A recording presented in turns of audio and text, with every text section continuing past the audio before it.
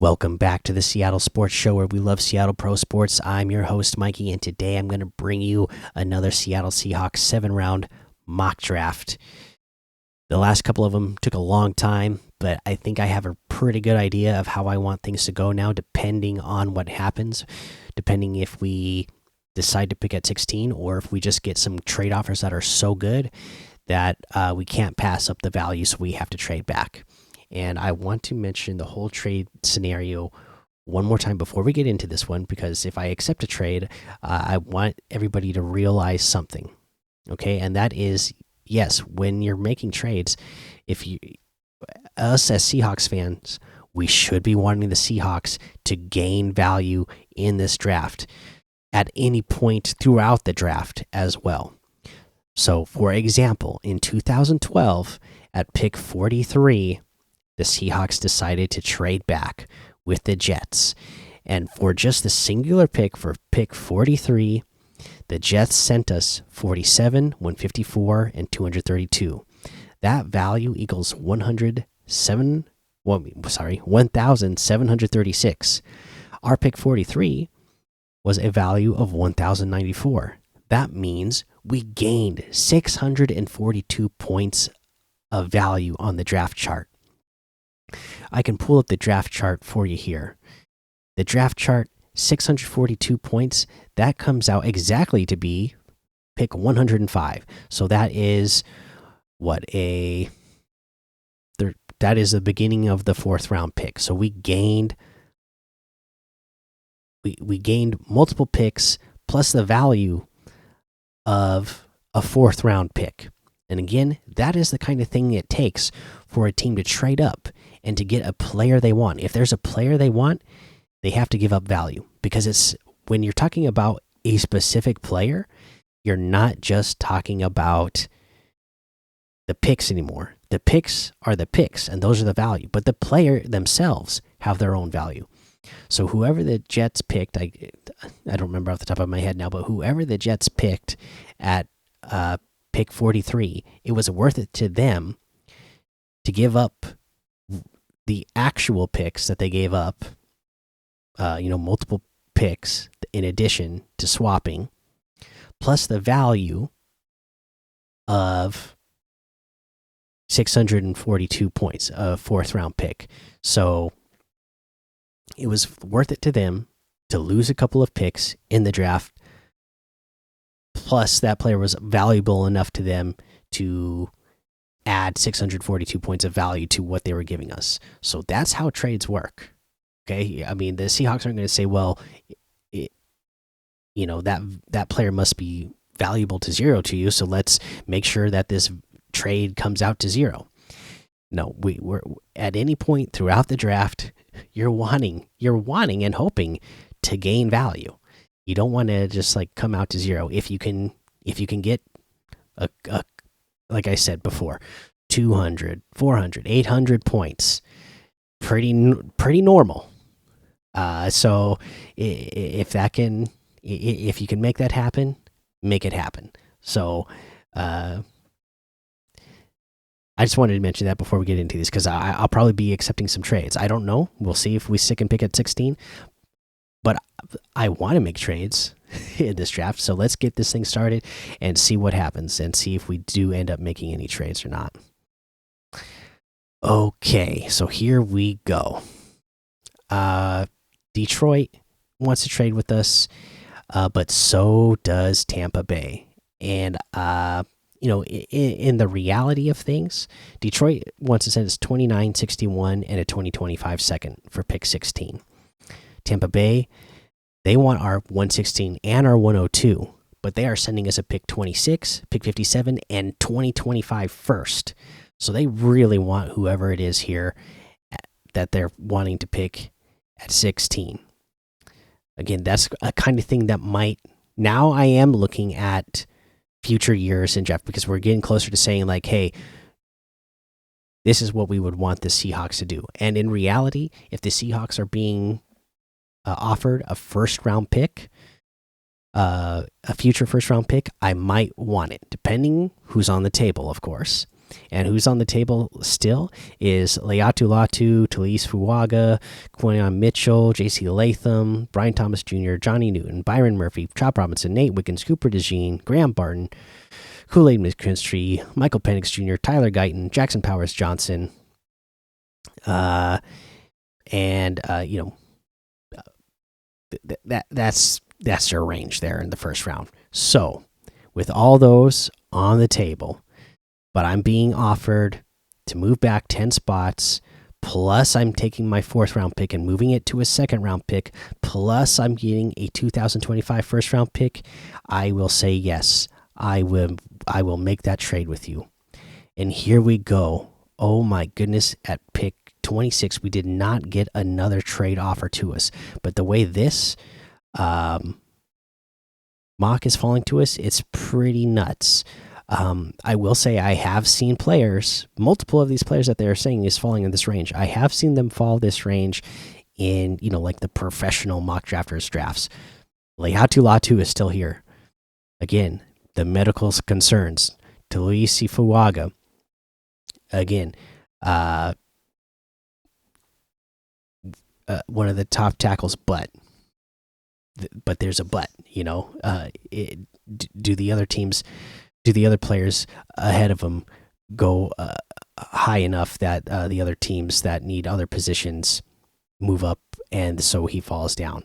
There's Byron Murphy still here, Chop Robinson, Michael Penix Jr. looks like he already went. So who do I want here at 26? If I'm at 26, sometimes I might normally say Chop Robinson would be okay. Pick here. Byron Murphy would be a good pick here as well. And I have seen him falling further in mock drafts for whatever reasons. And Leatu Latu is here. Talise Fuaga is here. This is another guy that I might really consider.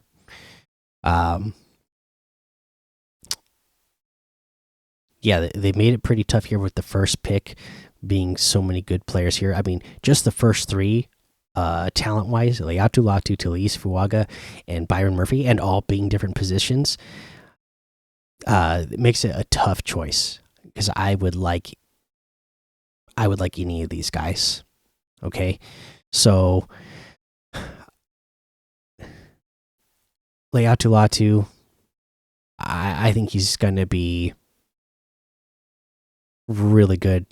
Fuaga, he could be your guy, but again, because he's that offensive tackle, we already got one. He could be,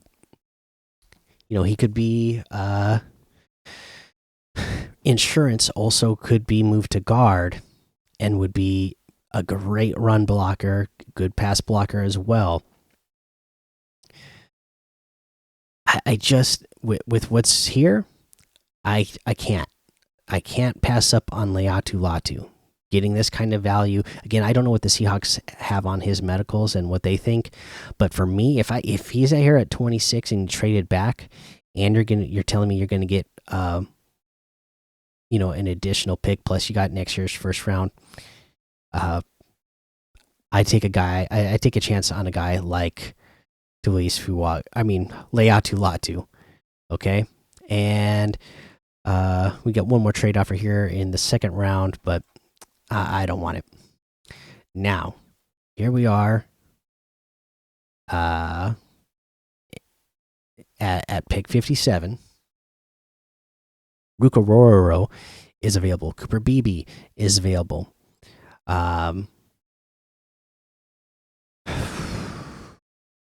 This is tough. Because Junior Colson is still available here. It's between Cooper Beebe or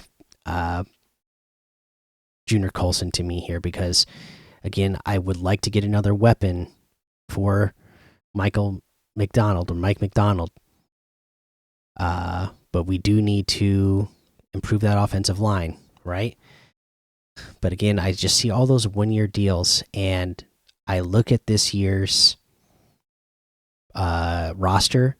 You tell me, look at this year's roster. Are we one player away? Are we one offensive lineman away from being a Super Bowl contender? If you say yes, then we should have took one in the first round. If you say no, then we should have traded back and we should go for value at the position. And at this point, I think we could still get value later in the draft. We need to get the weapons of higher value for Mike McDonald so he could do what he needs to do on defense and build the, get the building blocks that he needs for his defense. His specialty that we think is going to eventually bring us to a Super Bowl. So we need to get him those pieces. So here we are going to get Junior Colson. Okay. There's still going to be, options later. We do get a trade offer from Jacksonville, 96 and 116 for R81. Looking at who's on the table, though, there is Christian Mahogany, there is Javon Bullard, Jatavian Sanders, Cedric Prangranger, Dwayne Carter, Devondre Sweat, Dominic Pooney. Who else is? So who? Let's look at 96 and 116.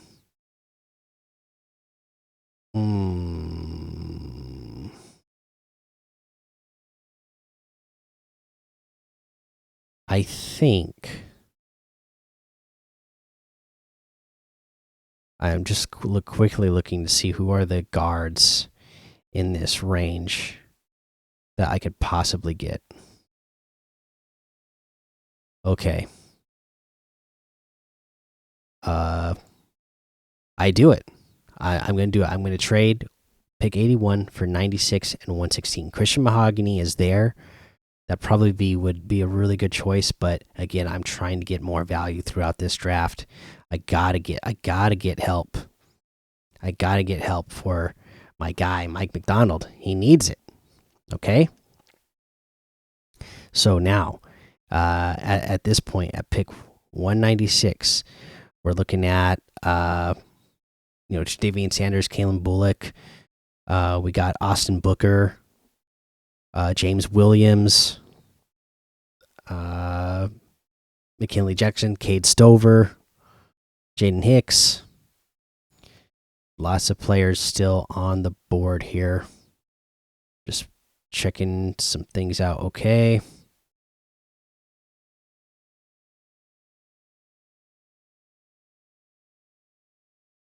Yeah, this is where at 96 here. Okay, we're going to take our first offensive player that is hopefully going to develop and be a good blocker and just a good receiver in Ryan Grubb's system. Let's get Cade Stover, the tight end. Okay, and now at pick 116, we have a trade offer coming in. I'm not going to take it though. At 116 here, I do want to make sure that I do get start getting some of these offensive linemen that we need. Offensive lineman Tanner Bordellini, the center out of Wisconsin. Of course, they don't have all of his stats on here. But did you see the way Tanner Bordellini tested at the combine? Just ridiculously athletic. He can play guard for you. He can be the athletic guy that gets out in space and moves players in space for you in Ryan Grubb's system. We're going to get Tanner Bordellini here, whether he's competing for that center spot or he's going for one of those guard spots, okay? San Francisco is sending us a trade offer. Let me take a look. I don't think I'm going to be interested in it because here I can continue to get help, and I don't want to pass it up again. And I can continue to get weapons for Mike McDonald. So, or we are still in the fourth round here. Mm, yeah, we're still in the fourth round. So if we're still in the fourth round, again, we're getting Bordellini. Let's go. Let's go that offensive line again, and let's get Zinter. So now we're talking about two guys that could be competing for starting guard spots, or center spot, depending on how you want to go with Bordellini and Oluwatimi. But we really have somebody to be pushing Anthony Bradford. We obviously have a couple of players here that would now be pushing Laken Tomlinson as well. And then hopefully by year 2, maybe both of these guys are starters for you, anyways. So we'll get Zach Zinter here. And then I think later on we'll still be able to get some help on the defensive side of the ball for Mike McDonald. What in the world? Okay, so we're at pick 179 here. And then at pick 179, we got players like Kenny Logan. Theo Johnson is here, but that doesn't make sense. But Kenny Logan Jr. is here. We got, let's see here.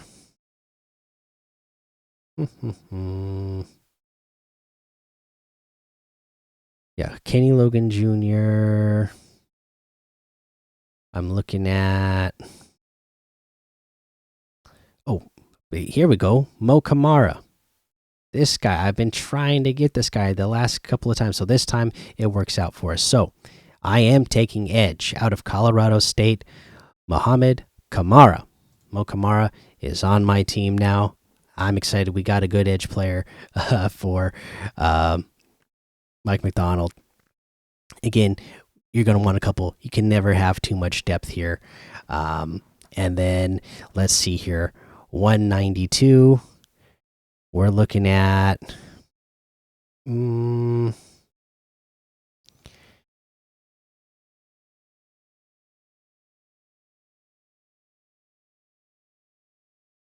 Now this is. Let's go ahead. Let's get Sion Vaki here, our safety. And then our final pick here is going to come in, and we will go with.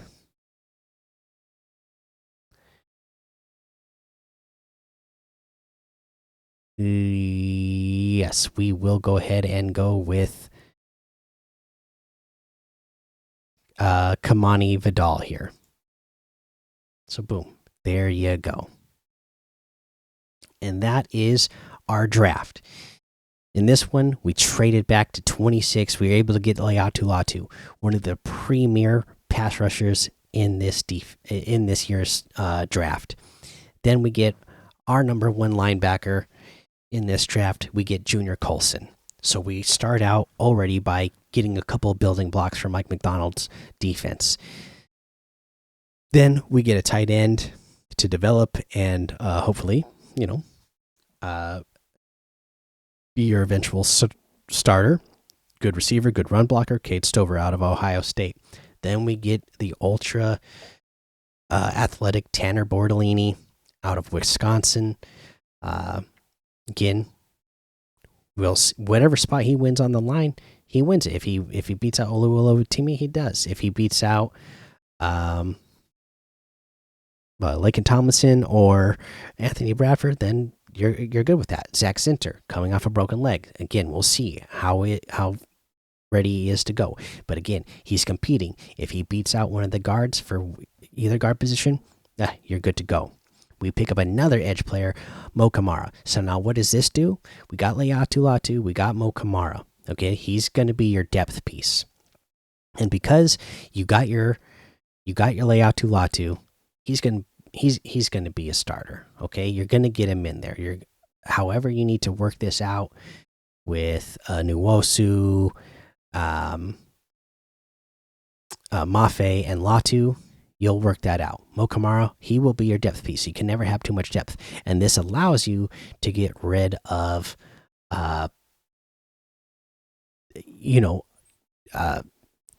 other players at this position that you don't that you're not wanting to keep around, right? And get rid of those contracts. And then have a new young guy that is for Mike McDonald, that is for him to mold in his system. Then we went out, got Sion Vaki. Again, very jack of all trades safety that will be able to be used the way a safety is used in Mike McDonald's system, the way we've seen him used.